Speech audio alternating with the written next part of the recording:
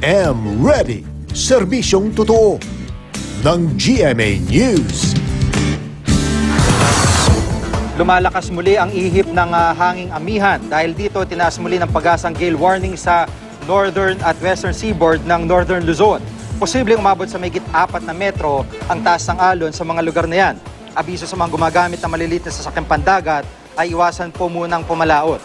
Dahil naman sa tail end ng isang cold front, makakaranasang hanggang sa katamtamang ulan at thunderstorm ang extreme northern Luzon, partikular na sa Batanes at mga isla ng Calayan at Babuyan.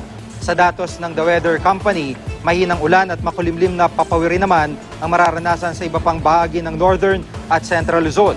Mababa naman ang tsansa ng ulan sa iba pang bahagi ng Luzon. Sa Metro Manila, posible ang mahinang ulan lalo na sa tanghali o hapon. Sa Visayas, mababa rin ang posibilidad ng ulan at magiging maaliwalas hanggang sa bagyang maulap ang papawirin. Magiging makulimlim at makakaranas ng pulupulong ulan at thunderstorm ang ilang lugar sa Caraga at Soc-Sargen Region. Mas maaliwalas sa panahon naman ang inaasahan sa iba pang bahagi ng Mindanao. At para po sa iba pang update, mag-log on sa GMA Weather webpage, Twitter at Facebook page.